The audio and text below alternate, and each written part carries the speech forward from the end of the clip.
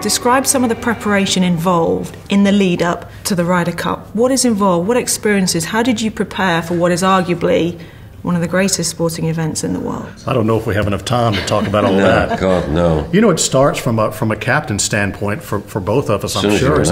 As soon as you're announced, you start thinking immediately about your team. And never stop. And it never stops. But the work prior to that on preparing the event for your team, and it's all the background work that you never have done before, from rooms to bags to clothing. It was a learning experience. It was fantastic, but it was a lot of preparation. And then what we both couldn't wait for was actually the matches themselves. But that was almost secondary for a year and a half leading up to it. And when you were announced as captain, who did you speak to? Who did you kind of glean advice from in terms of mentoring? Whose brains did you pick? Well, I knew Alex Ferguson quite well, who's probably the greatest football coach ever, man management. And I spoke to Alex for nearly an hour on the phone, just feeding me. Yeah. The best thing he told me was, in your team you have no superstars, each man's an equal.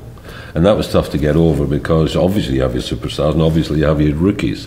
So you lift up the rookies and bring down the stars, really, and get them all sort of mixed in their level. And as captain, Curtis, back in '02, describe maybe some of the players, how they reacted, maybe playing Ryder Cup for the first time, or more experienced players, from what maybe you'd seen individually. Anything surprised you, or how they dealt with the preparation to get themselves in peak shape for the Ryder Cup? Well, as far as the game itself, I didn't worry about them, because they're professionals. They're playing the game every day anyway. So there's not a whole lot you can do to really physically prepare for the Ryder Cup. It's another tournament. It's another event. But I wanted to instill in them that this is an opportunity for you. And this is unlike anything you've ever done before. Just realize that.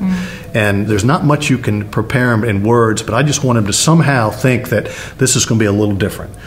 And it was. You know what amazed me about everything? I was nervous about how to be captain, how to really motivate these guys, how to instill something to have them play the best they possibly could play. And what amazed me is they were like sponges. They listened.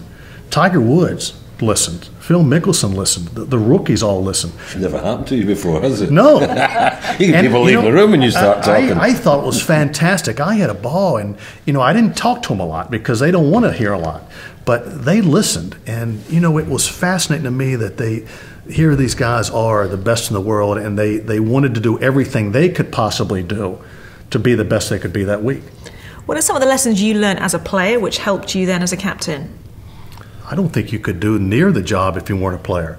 You took everything away from every captain that you ever had, and Tony Jackman was yours the majority of the time, and he was fantastic. But I took bits and pieces from every captain I ever had, because they were all fantastic. And then I think the team does take on your personality, because you do put your stamp on it.